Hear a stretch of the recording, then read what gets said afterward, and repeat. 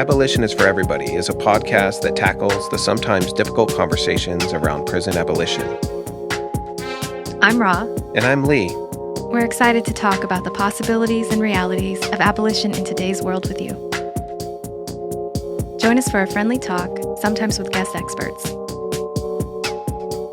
Just a reminder, friends, in this episode and every episode, we talk about very sensitive and often personal issues. Take care of you.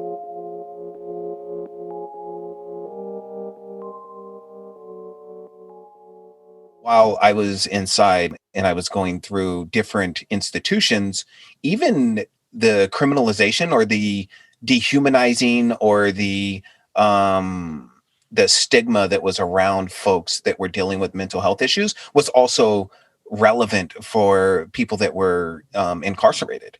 And so like they even had like a bias towards folks that were dealing with mental health issues. And, you know, they have like negative names for them. They call them J-Cats, which stood for category J, which is what the system used to put them into when they were dealing with mental health issues. That was the old term. And then it went into triple CMS, like, oh, you're a triple C or something like that. But it was always had like a negative connotative meaning to it, instead of like us uplifting one another in there and dealing with mental health issues. In addition to that, I know like when I would come out for a chow or whatever, there would be like lines of people that were waiting for their medication. Yeah. What was your experience like inside? Pretty much the same. There was a lot of stigma from, to your point, the incarcerated people, the COs, everybody. Not a lot of mental health education anywhere. I mean, the part that shocked me the most was when I got to ARD and I realized that they pull you off your drugs to reassess whether or not you need that particular drug, particularly if it's a narcotic. And so if you are somebody who suffers from something like bipolar or schizophrenia, and you've been on a medication for 25 years and you're incarcerated and the jail provides it, and then you go to ARD and they pull you off your medication, and it's like, what do you think is going to happen in this scenario? How do you think this person is going to function, interact with others? What do you think the social climate of this processing area is going to be? It just seems really obvious, like this is a mistake. And of course there are fallouts from that, pretty horrifically, I think. Yeah, no. And I think that the fallouts, not only with like how people are treated inside that are dealing with mental health issues, but also the fallouts with the folks that are actually them personally, right? Because there's embarrassment, there's some shame that comes in, there's some isolation, there's some like sectioning off, like I can't hang out, or I don't want to live with this person because of this. I don't want to even talk to them. Right. Like I don't want to understand what they're going through, because I personally don't want to then be categorized or like cataloged as a person that is a sympathizer or somebody that is like supportive of that. And like internal politics, I don't know how it was for you, but internal politics, there are even like segments of the population that if you are on meds, like if you don't get off of them, if you don't get off of your psychotropic meds or your medication that you actually need to deal with, whether it's bipolar, whether it's schizophrenia or whatever, that you will then become a target. And like a target for violence, and they will remove you in a violent way so you're not weakening the race or weakening the car. And so it was trying to navigate that field of like me personally. I know that I had there was a couple of times while I was inside, I was going through some like serious sadness and depression. Right. And yeah, of course. And so kind of trying to grapple with that of like, do I go in and talk to somebody? Do I not go in and talk to somebody? If I do, and they do put me on medication, am I going to be a target to be attacked? Or am I going to be transferred to a different institution? Because now we have like heat risk. We have these different, even system things that are in place that continuously isolate you or demonize that you are somebody different, and we need to treat you in a different way, in the sense of we're going to penalize you, right? We're going to like move you to institutions where they're not necessarily well run, or there's not any programs, or there's not any options or opportunities. The weather can be fundamentally different. Yeah. You don't know the people, you haven't, made any relationships there. Yeah, no, similar. experiences. I have generalized anxiety disorders, but I was off medication for years prior to prison, and I had a panic attack on a yard, luckily in my cell around supportive women. And so I went to the mental health office and I was just like, I don't know what's wrong. Like, I haven't had a panic attack in a decade. And the guy was like, look at where you come from and where you are right now. Like, if you weren't having a panic attack, Would be worried. I would be worried. Right. If you weren't a little off put by this and, pointed outside at general prison shenanigans, he's like, I would be concerned. He's like, consider it a good sign. Your body is aware that you are in a situation that probably requires a little bit of panic. So, my mental health officer there was fantastic. And that was really great. And I would send women particularly to him because I'm sure, as you know, not all medical staff is great. Not all mental health staff is great. Some are just brutalizing, really, more than anything else. People, I had a bunkie who would like wake up in the middle of the night and it bothered the other girls. It was fine. She was my bunkie. We were good, but she would like take all my clothes and like refold them and hang them up. And she was clearly going through something. And they would like wake me up. They'd be like, she's folding your panties. And I'm like, let her fold. It's so late. Let her fold my panties. Right. Like, what is the worst thing that could happen here? Like, we're already in prison. These are state panties. It is not that serious. I needed a cellie like that. Fold my clothes for me? That's I was a like, plus. sure, let her refold them. If she doesn't, Yeah. whatever the reason is, I'm good. Like, it's not bothering me. But of course, to your point, that escalates because there's a lot of stigma. And they're like, well, if she folds panties in the middle of the night, she might stab you in the eye. And I'm like, that's a leap. that's a big leap. Gone from folding your clothes to stabbing you. Right. Yeah.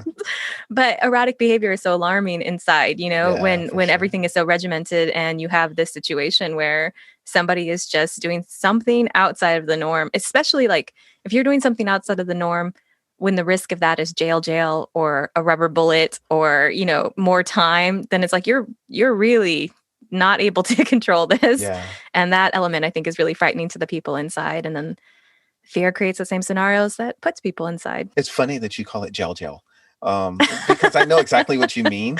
But like, if people are like, what does it mean, jail? Like, what's jail? You're already in prison. So just for like quick reference, break that down. Sure. Every other word I want to use is also another prison term, but shoe, what do they call it in TV shows? The hole. Yeah. Yes. Deep Isolation. seg, yeah. ADSEG, administrative segregation. Yes. Yeah. But basically isolation, a cell by yourself. Oftentimes if it's for a mental health reason, or they can say it's for a mental health reason, it's naked in a room by yourself, or essentially naked. It's like a sheet cloth. I don't know how it works for the men's prison, but that's what they do for the women's. And you get your food through like a slot in the door, and you get to go outside for short periods of times in specific areas. It's not great. It's not the best place to be. No, and they make it so uncomfortable for folks that are having like breakdowns, or that they're having just like any types of issues where they go, oh, do you feel like you want to harm yourself, or do you want to harm anybody else? And you're like, do you know how many people like disrespect me during the day? Like, and in my head, I'm thinking like, if I just attack this person violently, like they'll stop picking on me. And I think it's one of those things for me personally. I grew up in a large family. And when I was a kid, it was like, if you hit me, I'm supposed to hit you back. Like, this is what the dad said. Like, this was the toxic masculinity that was in my house, right? Like, if somebody attacks you, you attack them back. And then as I started to go through the institution, it was like, listen, you can't let anybody disrespect you, because if you do, you're always going to be preyed upon. You're always going to be looked at as weak, and they're going to take your food. They're going to take your stuff from you. So you have to stand up at any time. And so when you're starting to be ingrained in this, and on top of that, you're dealing with some type of mental health issue also that you're trying to work through and navigate. And then you got folks that are disrespecting you. Like, that is your options. Like, you either sit there and you become like, weirded out to other people around you, or you start to become very violent and hyper aggressive, which leads to jail, or it leads to the shoe. It leads to administrative segregation. And in those places, they make it even more difficult for you as a system, because like you said, they take all of your property away. They take all of your contact that you have with folks and family. They take away all of your phone calls. They take away your clothing. They strip you naked. You're in this you're in this garment that does not keep any type of heat in. Nope. You don't get blankets. You don't get sheets, because you can tear them up and use them to hang yourself. So anytime that you say, do you want to harm yourself, or do you want to harm others, or have you thought about it? It's like all of their alarms go off in the thing, and then they put you through this. Of course, you're not going to tell them, because after the first time, like, oh, if I tell them that's their trigger warning of, hey, this is where we're going to actually send this person. And it's just so difficult for a system that is built on oppression and penalizing people, that now on top of it, they're tasked with society's responsibility of dealing with mental health issues. It just doesn't work. It doesn't fit. And it's one of those things that we really need to relook at and say we can do better by our people. And our For sure, we could absolutely do better. I mean, it's kind of an impossible situation for the prison itself too, because you can't diagnose somebody in the short amount of time they have during No. processing. You Yeah. need dedicated time with people. And to your point, there's a reason that you would need even more time than in a out free world sort of scenario, because there are reasons you don't want to tell the truth to mental health, and Right. they're good reasons. They're not manufactured in any way. They're legitimate reasons, you know. And yeah, it's a difficult situation to do for even like the mental health workers inside, because they're trying to navigate this balance between being there for you, preserving the presence of the prison, not being able to diagnose you in a reasonable amount of time, even having to like revisit your diagnosis is almost impossible. So even the people who are put in like specialty housing because of the mental health issues that they have may be poorly diagnosed, and other people inside who seem to be fine may be not diagnosed. Like, I didn't tell anyone inside except for the mental health officer after a while that I was diagnosed for generalized anxiety disorder.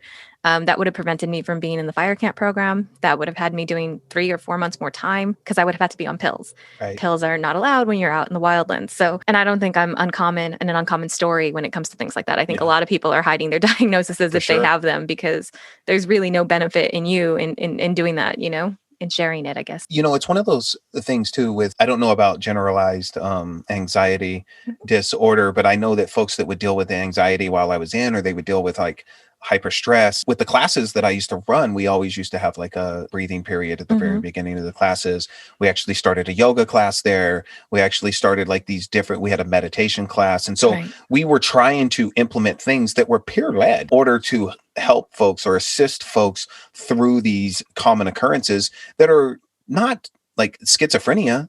These are real things. Like they're hearing people talk about, folks they will get attacked. They will get like isolated. They will get like put off into other cells or with other people that they can't necessarily get along with. And so the ramifications for them being forthright and forthcoming is really taken away at the onset, not even from the institution, but even as a kid, right? The first thing they want to do is start to put you on Ritalin. They want to put you on these things. And then the other kids are shaming you. And like, if they find out that you're on medication, then they want to start like calling you names. And so the education really needs to happen at an early period, but it's never too late to educate folks on how to treat others or demystifying some of the stigmas that kind of go with the mental health issues. And so even like as soon as you go to juvenile hall, or as soon as you go to county jail, or as soon as you go to, a prison institution, all those steps of the ways,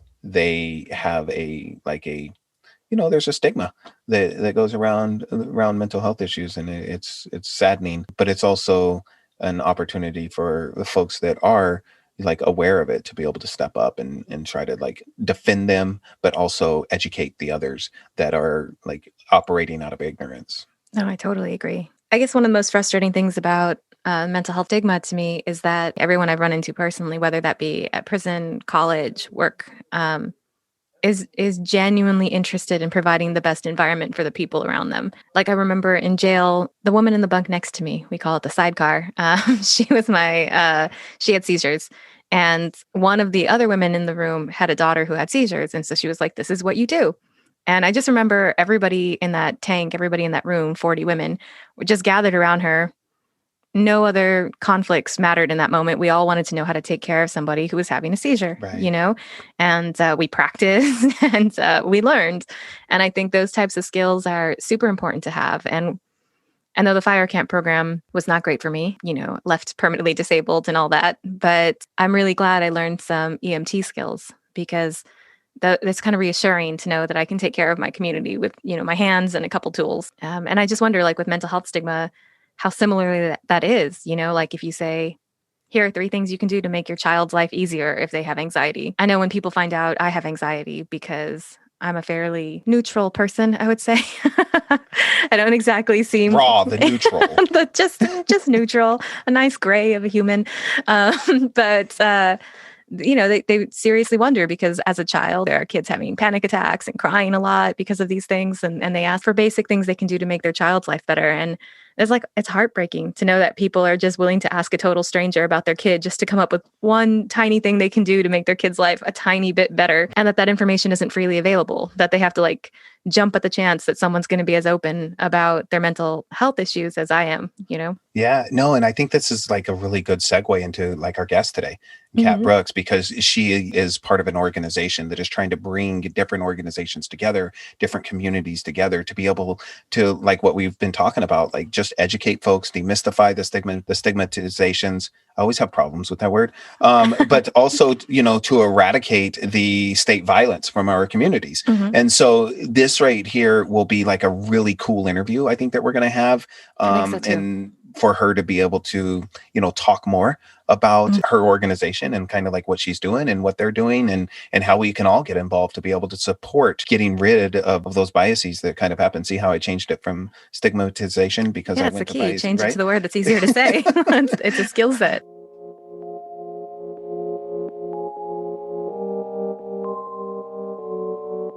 Did we want to start with maybe an introduction, Kat? Did you want to maybe your name, pronouns, and anything that you think our listeners should know about your work? My name is Kat Brooks. She, her, hers, they, anything respectful. I am the executive director of the Justice Teams Network and the co-founder of the Anti-Police Terror Project. Both organizations are committed to interrupting, rapidly responding to, and ultimately eradicating state terror. I'm also an actress, playwright, and director. I'm a mama of a 15-year-old. God help me. And I'm based in Oakland, California. That's awesome. So you talked about the first care response, and I know that I really want to get that broken down a little bit, how that kind of functions, because Ron and I were just talking before you came on, and we were talking about how I guess it's the demonizing of folks that are incarcerated and how they're dealing with their mental health issues. And if they seek help, whether it's with their peers that are not maybe supportive of them or their struggles, or even the institution, of how all of a sudden there's a lot of restrictions that happen, whether they take their clothes, they take their property, they put them in isolation, they put them in a room, and they don't get the proper care or the help that would be best. And so the rapid response thing is super interesting to me. And I was wondering if you could kind of just explain that a little bit more. So I want to take a step back and say that the criminalization, the demonization of people with mental health crisis, right, starts the second police enter the picture, right? So there's a cycle, police to prisons, police to prisons. Right. If you look at who's incarcerated, right, it's not the folks that the majority of society has in their heads, right?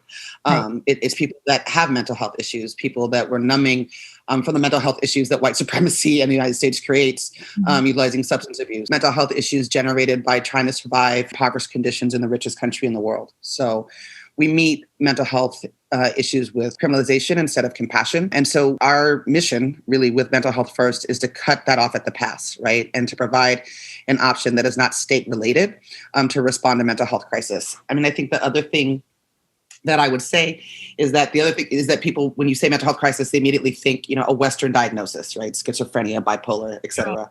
I have a mental health moment at least once a week, right? Just trying to survive. This single mom that works 4 jobs and has 6 kids, just being Black and brown in this country. Like I said, surviving, being poor, the stressors of capitalism, all sorts of things cause us to have breakdowns in mental health because we don't take care of it on the front end. So if you want, and you're looking for another option, and you're in Sacramento or Oakland at least, you can call Mental Health First. And instead of a state operator, a state actor, you're going to get a trained volunteer. Some of them are clinicians. Some of them have, letters behind their names.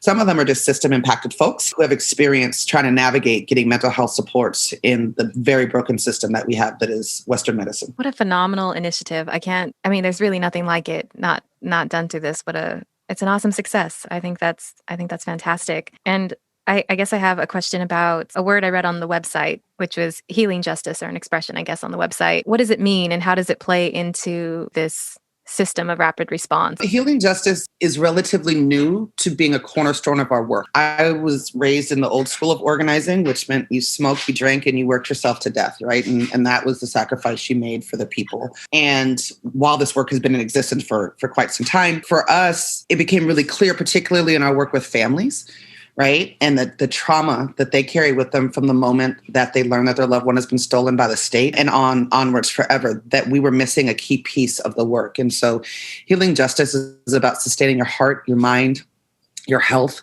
and putting that first, not being an afterthought. And that's how we approach the work, right? From a place of trauma-informed everything and employing healing justice techniques and practices that work for the participant, right? So what works for me, I may get down with Reiki. You may think that's crazy people stuff, right? You may get down with meditation. I may think that that's woo-woo stuff.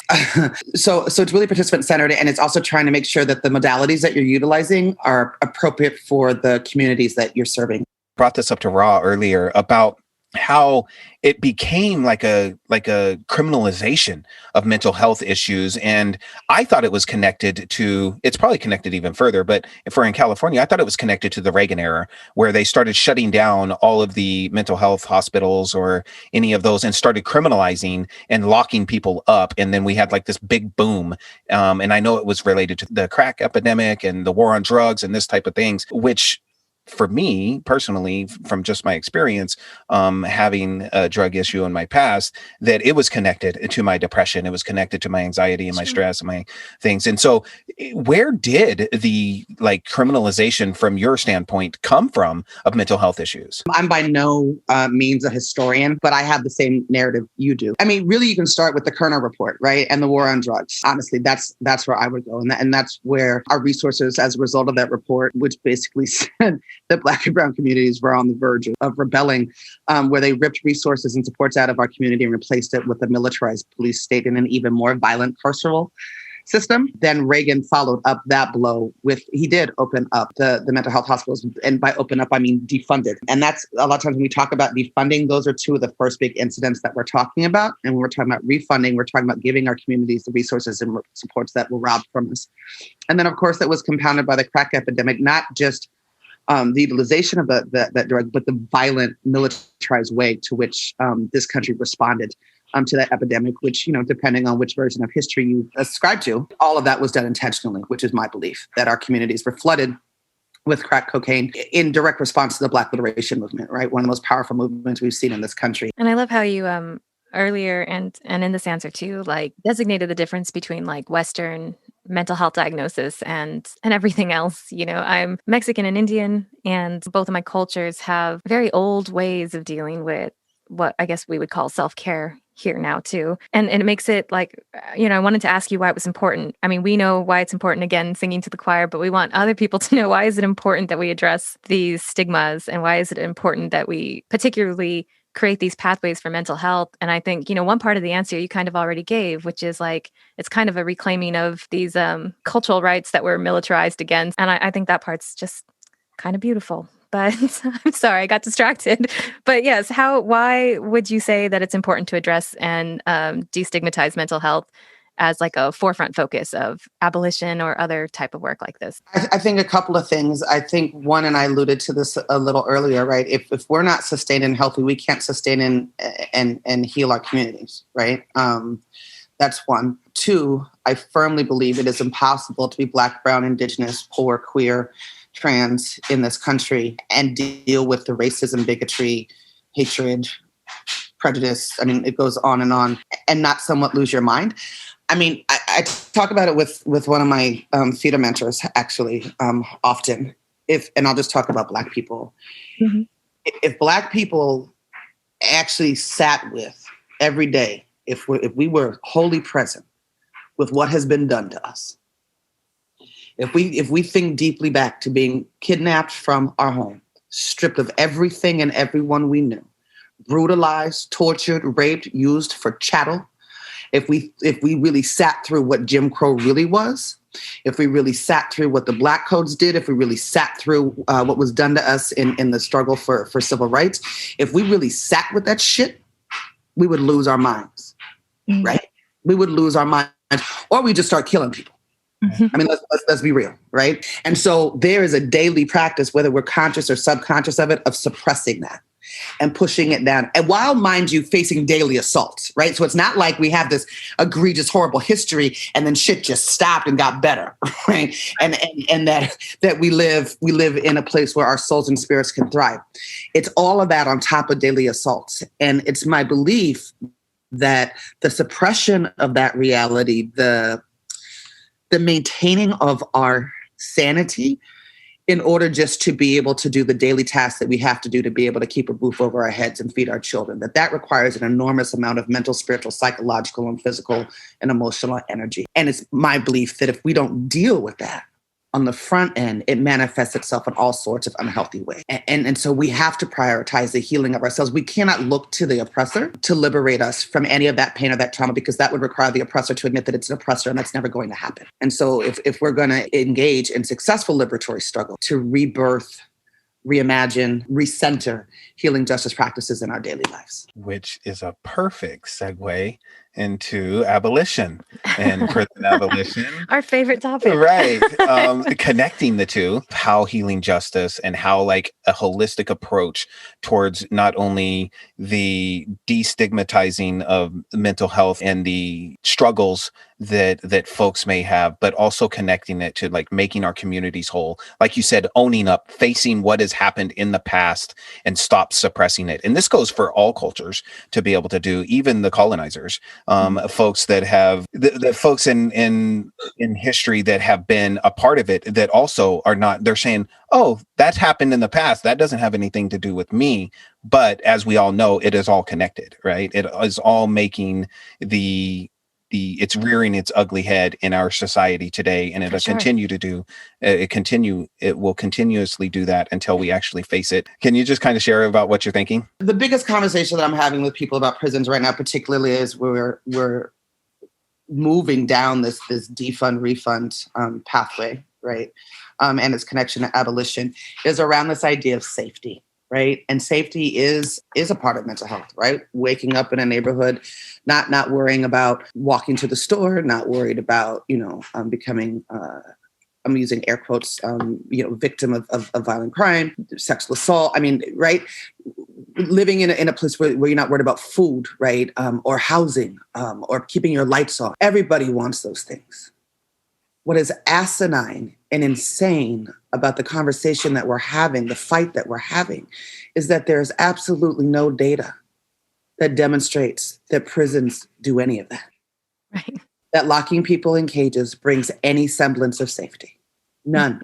In fact, what the data shows, if we just wanted to talk numbers, right, is that it just creates a cycle of violence. Yep. In our communities, out of our communities, into the most violent institutions known to man, spit back out into our communities with no resources or supports. And it goes on and on and on. And so in the 21st century, it would be my hope that humanity would be able to find a more restorative way of dealing with trauma, of dealing with acts of violence, of understanding that both folks that engage in the perpetration of violence and also the folks that are survivors of that violence, both of those folks need healing, because that's how we create whole and healthy communities. Yeah. So to me, yeah. So it's logic. I just had this conversation with a supervisor, a board of supervisor yesterday who just couldn't understand it. And I just kept telling him, show me where locking people up makes me any safer. Show me where, if someone harms me, that putting them into a cage restores me to a place that's whole. Show me that. You all, and by them I mean the opposite side, often like to talk about, the family unit. The family unit is so critical. And yet every single policy you have in terms of creating safety destroys the family unit at its very root. Yeah. Yeah, absolutely. I mean, prison itself is another violent reckoning. I know that just going through that system gives you another history to reckon with, on top of the violent United States history that we already all kind of deal with by sheer default of being here. And to your point about the family, it really does destroy things, because you fall out of contact. You're unable to attend and be with people in the way that is meaningful or needed for community care, to uplift each other. And it wears on people. It truly wears on people. Yeah. And that's my story, right? So I've never been incarcerated, but my father struggled with substance abuse when I was growing up pretty intensely. And I was 9 when he finally got sent to prison. Mm. And what I remember about that time was a few things. One was I knew that my father was sick. That's how I talked about it. When I was little, he was that way again. He was sick. And I knew that where he was going was not where he needed help. I couldn't articulate that, but somehow my little spirit knew. That devastated me as a child, to have him ripped out of my life like that.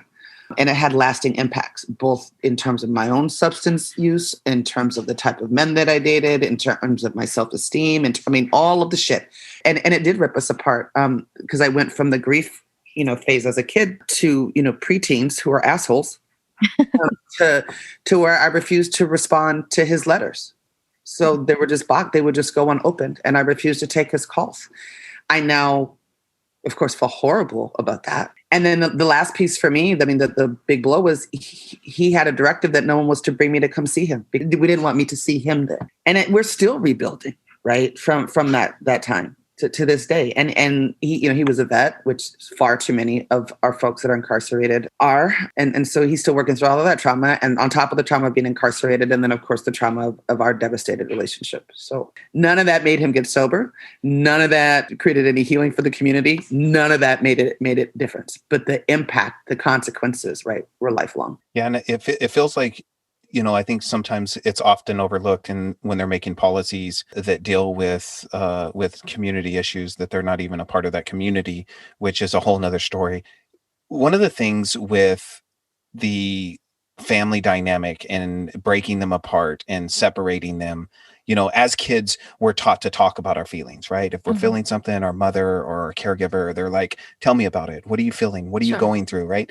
But yet as we start to get older, like you were talking about earlier about being imprisoned, they want us to imprison our feelings. Like, I don't want to know what you're thinking. I don't want to know what you're feeling. I want you to do what I tell you to do, type thing. And this is the system that is doing this, right? And they have like this separatist type of attitude that completely needs to be dismantled and broken down. And this is why I'm such like a supporter of not only prison abolition, but also the awakening of folks to be able to kind of start to look at their community members in a way of inclusion and instead of being like separate from them. And when we get into like the healing justice and why we need to like properly address that at the onset, and connect that with prison abolition, connect that with creating whole communities, we would like to give you, Kat, the last words on why it is so important in the work that you're actually doing, and give us a little bit of direction on how we can not only be supportive, but also be educators to other folks that what we learn from you and what you're doing, we can also pass on to others. I think it's all of our responsibilities, right, to take a stand in terms of decriminalizing mental health and of prioritizing mental health. And so I think that it's incumbent upon all of us to make that a daily personal practice, whatever works for you. Take one of our trainings, right? And you don't have to recreate mental health first in your community exactly the way we do it, but come get the principles, right? Maybe there's just 5 of you that live on your block and you want to be that resource for each other, live in a particular region. I know LA's sprawling and huge. Make a commitment to stop allowing police to be your first response to every single social ill, right? And I get it. I really do. Because when I see something scary, again, I'm using air quotes, or I feel threatened, that's still my first instinct is to dial those 3 numbers, 911. I still have to stop myself, right? And understand that doesn't create safety for me. That also means as organizers, we're incumbent on creating alternative systems of safety, right? Who can we call instead of law enforcement? Get trained up in transformative justice. Understand that our people are moving from a place of trauma and relate to that, because you too, I bet, are moving from a place of trauma, because who in this country is not moving from a place of trauma? But we do believe in passing policies. So we, here in Oakland, starting very soon, the cops will not be responding to mental health calls. That's going to matter, right? Of course, you have to be careful because the state co-ops, waters down, and kills the brilliant ideas and work and labor of the people. So you have to stay engaged. And remember that our movements are really led by love, right? And that we do what we do because of a deep love for the people. And sometimes that love can get challenged because sometimes our people are challenging. Sometimes people in general are challenging. It's so critical to the work, to the sustainability, and actually to the success of the work. MH First is a labor of love, not of rage or anger, a labor of love. Standardize those practices, make that the new norm. That's the only way I see us actually getting to abolition, is by creating sustainable, replicable models, right? Sustainable in terms of practices, and healing justice is one of those practices. And replicable meaning that can transfer from Oakland to Sacramento to San Diego to Los Angeles. Not exactly, because you can't transplant any one model in another community, but you can transplant principles. Are those available through Zoom? Like anybody anywhere can take them? Yes. Yep. Yep. If you follow the MH Oak or MH SAC accounts on Facebook or Twitter, things get announced there. Or you can sign up for Anti-Police Terror Project's newsletter. We don't spam you, I promise. The spam it gets so aggravating after a while. You just unsubscribe. So we don't do that. But yeah, that's where you can get information, and we'll train anybody. I wanted to backtrack a bit and say, I'm sorry about your dad. And I don't know if any other person can like offset guilt or blame or whatever with the writing back. But I think survival instinct is an important thing too, and corresponding. When I first went inside, I was still trying to do everything on the outs, like I had a business and my husband needed care. He had pretty severe depression. So I was trying to do everything. And she said, it's not hard time unless you're living in both worlds. That's what makes it hard. But if you focus here and you stay in this place, you'll get through it and he'll get through it better. And I think there's truth in that people kind of sense, even if they don't verbalize in the same way. Writing those letters, making those calls is hard on a body. It's hard on a soul. Yeah. And in my personal story, it ended in my husband's death after a year. He just couldn't do it. And I think when I hear people who have incarcerated loved ones say that they're struggling, I'm like, take that break for you, because we'd rather come home to you than have to hear that we lost you, So whatever care you need to get through that system, I don't think there's any shame in taking that. So I just wanted to personally, I guess, say that. Thank you. I'm sorry for your loss. Thank you. And I'm glad you're both home. Me too. Me too. Obviously, we just want to uplift you, Kat, and say how much we appreciate you, like showing up for us and showing out too. It's going to take the whole village to raise up this child of creating a community care that is going to be sustainable and being able to be replicated, like you talked about. I think that's it, right? Thank you so much. Yeah. Talking again soon. So what did you take away from, what was your big takeaways right now, Ra, from Kat? Yeah. It's exciting to have someone who's like, here's a really easy thing you can do. Well, maybe not easy, but achievable thing. Yeah. And I think it's really important that we continue to engage folks like that. It gives you stakeholdership in what we're actually doing, and It gives you agency in being able to say, you know what, I can do it too. It kind of gives you an idea, like you said, you're part of it, you're building it. And as a community, if we continue to care for one another, abolition is a certainty and not a utopian dream. Right. Yeah. I mean, we're building it. It's now. It's not.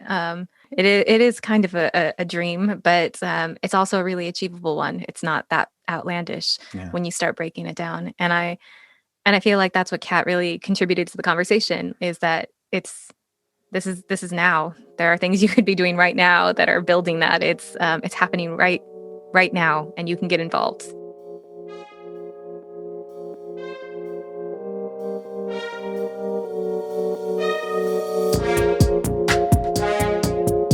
You've been listening to Abolition is for Everybody, sponsored by Initiate Justice. Be sure to follow us at abolitionis_ on Instagram, Twitter, and Facebook for regular updates. To support, please rate and comment wherever you listen to your podcasts. Those 5-star ratings help other people find their way to us, so thank you. You can also join us at Abolition Corner on the 4th Tuesday of every month to further your exploration of abolition in a small group. To learn more, please visit initiatejustice.org/abolition-corner.